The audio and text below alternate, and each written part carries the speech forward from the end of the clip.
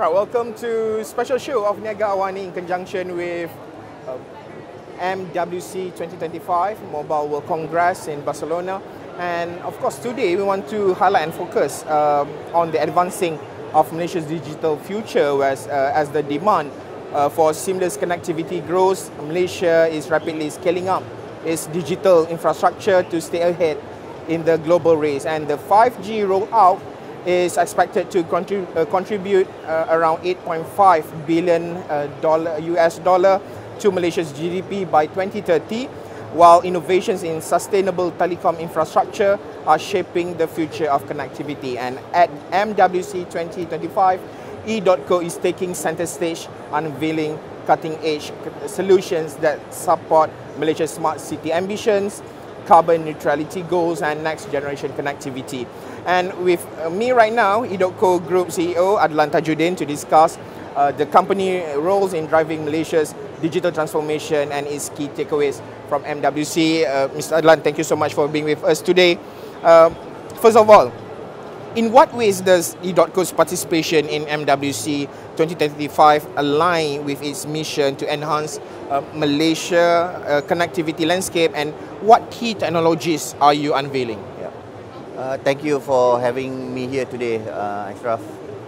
I think we are here today with the Malaysian delegates, compromising the Malaysian officials, regulators, as well as I think key industry players. This is the second year that Malaysia have put out a booth at the MWC 2024. Based on the success of last year, I think this year Malaysia have taken a bigger size booth. Hopefully they are able to share a lot more of the Malaysia success story. I think our presence here in MWC today reaffirms our commitment towards shaping of future digital infrastructure, not only in Malaysia but also across all our footprint. And I think if you look at some of our footprint, they are highly growth country with high population, for example like Indonesia, Bangladesh, as well as Pakistan. From our perspective, I think Malaysia is actually at the leading in a good position essentially today, because they are in the lead in South Asia in terms of the digital revolution. Because of its strategic position, its sound policies, as well progressive policies, as well as in terms of the rapid 5G development, Malaysia is actually in a good position to really track and drive as a connectivity hub in the region. So I think our goal today here is really to showcase Malaysia in that respect. If you look at that perspective, I think Malaysia is, if you look at from our perspective today, we are showcasing the success story of Malaysia today, and really undertaking a pivotal role, in terms of the championing the connectivity across the region. And essentially, if this, we will actually unveil some of our key business model that have worked successfully in Malaysia, which could be replicated across the world. And with that business model, is essentially, I think countries could essentially accelerate in terms of the digital connectivity across nation. Mr. Adlan, I've been informed that EDOTCO is showcasing design innovations for carbon neutrality, including renewable energy powered and towers, and also modular design. How do these solutions actually contribute to Malaysia's sustainability goals? Firstly, I think when EDOTCO was actually established, I mean, we are really established on the green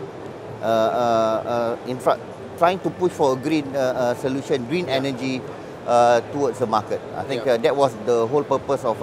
And I think today, I think we have, since our establishment in 2013, we have really pushed the boundaries to a certain extent, coming out with a lot of green innovative solution, right? Be it in terms of the tower design, in terms of the infrastructure design, whether in terms of the renewable energy, as well as a lot of the other services, on the ground services that we have come out with. Essentially, I think if you look at the sustainability journey of EDOTCO today, we want to build a sustainable network, infrastructure, and essentially today, if you look at our we have actually come out with a target to be carbon neutral by 2030. This is in line with the Malaysia aspiration of a net zero target by 2050. How do we get there? I think there are a few factors that we will continue to drive. First is really advancing our carbon neutral agenda by 2030. That means that in whatever we do, we try and embrace in terms of sustainability. Sustainability is at the center of our decision making, and that's embedded in terms of our working culture within the organisation. Second is, I think we are also focused a lot in terms of refining our tower design, right? To come out with a more a leaner tower structure, lighter tower structure, and more durable. And essentially today, if you look at our tower structure today, it emits less carbon emission. With the leaner structure, our carbon emission will come down even further, right? And we are going to continuously challenge ourselves to come out with a design that can support in terms of a lower carbon emission, to really drive our sustainability agenda forward. I think the third point is also really focusing in terms of renewable energy. So the key for aspect of we do energy, manage energy for most of our customers today, right? And you see that in some of the rural areas, we see that the usage of genset and hence fossil fuel and diesel are quite substantial.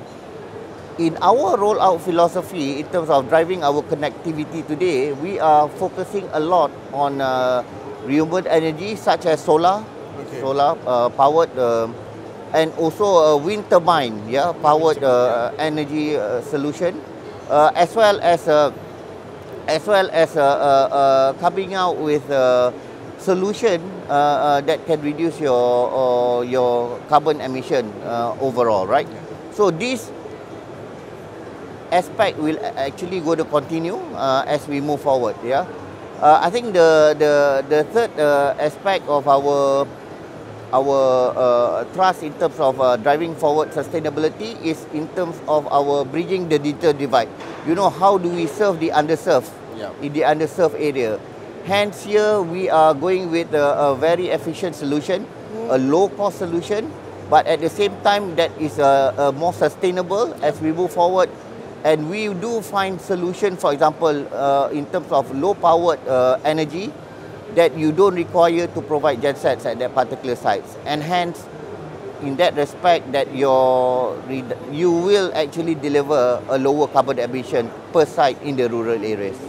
Mr. Adnan, I've been informed that EDOTCO has secured strategic MOUs with DNB, U-Mobile, Celcom DG and Avialto at here, MWC 2025. Maybe what are the key objectives of these collaborations, and how will it accelerate Malaysia's 5G rollout?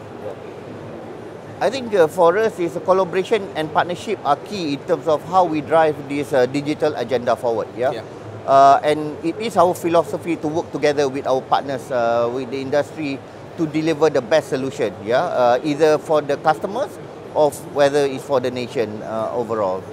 Yes, we have signed 4 strategic MOU.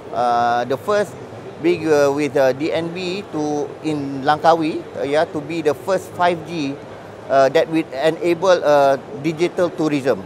Right? Langkawi is our key tourism spot attraction, right? So it's important for people that come to Malaysia to experience the 5G empowered network, right? Second, I think we are also signing with Kejuruteraan Rashin. That is in terms to accelerate our connectivity in the Sarawak area, right? with this MOU that we signed with Rashid, we are able to help in terms of a faster rollout of network in the Sarawak area. Yeah. And this includes to cover places in the underserved, in the rural areas of deep jungle areas of Sarawak. This is also in line with the Sarawak Digital Blueprint of 2030. I think we did sign a few MOUs with some of the other our strategic partners like Celcom DG, U-Mobile, as well as DNB and Avelto. And this essentially is to drive the connectivity, especially on 5G forward. Yeah, with all this collaboration, I believe that together we can work stronger together to really drive the connectivity on 5G towards a better quality, not just coverage but also quality on 5G. That will benefit our consumer overall. Okay, I would like to bring our discussion into like something interesting related to smart towers with integrated features like EV charging. Okay, maybe you can share EV charging, public Wi-Fi, and also surveillance capabilities. How actually, how do these innovations fit into Malaysia's smart city plans? Interesting question. Right? I mean, as a technology evolve, I think for us, the tower design also evolve, right? Okay. Today, we have come up with an integrated tower solution, where on that tower, it's not just having a telecommunication requirement, equipment, but also you actually have a public Wi-Fi. You can provide a public Wi-Fi as well as a surveillance camera on that tower, and essentially, all this is making use of the location that you have to really drive in terms of the smart city concept that a lot of the councils, the states, cities are actually really pushing for. And essentially, if you look at the smart city concept, we have started applying in some of the councils in Malaysia. For example, in Kulim High Tech, where we partner together with Celcom DG to deliver this integrated posts or towers to deliver the service, right? And this actually meets the government's or city council's objective in terms of driving urban connectivity, green mobility, right? As well as as well as the security, public security, surveillance and security. I think as we see moving forward, based on some of the success that we've seen in some PBTs, this can easily be replicated in other cities, councils or state and across Malaysia. Lastly, looking beyond MWC, what are EDOTCO's key priorities for maybe for the next 5 years, and also especially in driving Malaysia's digital infrastructure growth? I think we will continue our drive in terms of driving the digital, the next generation digital connectivity. From EDOTCO perspective, I think the first priority is really to drive in terms of connectivity, 5G connectivity, not just from a coverage perspective, but also from a capacity perspective. Today, if you looked at, we have reached a coverage of more than 85% of coverage of 5G in Malaysia. And I think 5G is going to be the catalyst in terms of growing data demand and giving the consumer, right, the quality that they require and the services that they require, especially in terms of the increasing need for driving digital economy forward. So that's the first. Second is also continue to support the government and working together with the industry to bridge the digital divide. So, for example, there are a number of programs that the government have put forward, like Jendela, and CP, that they had previously to drive the connectivity in the rural areas.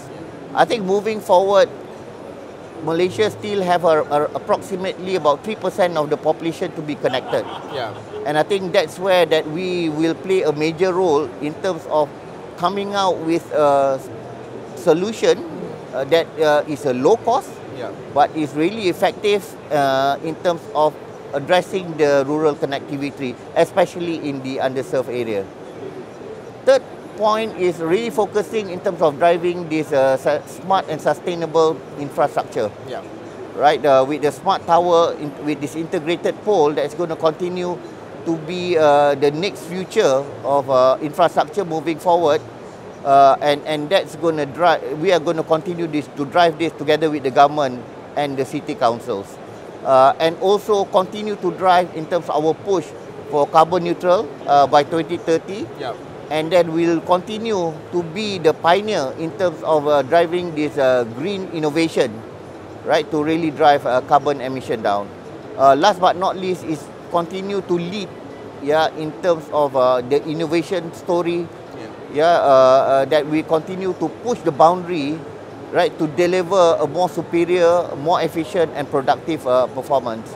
Last but not least is also to put Malaysia up on the map and really driving as an innovation and not just an innovation, but also innovation as well as a connectivity hub for Malaysia, where I think that's going to be the key aspiration of Malaysia driving their digital agenda towards the future.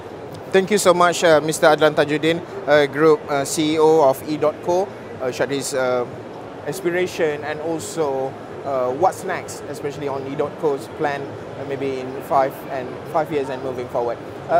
This is a special show of Niaga AWANI in conjunction with Mobile World Congress 2025. I'm Haris Ashraf Hasnan. Thank you for watching.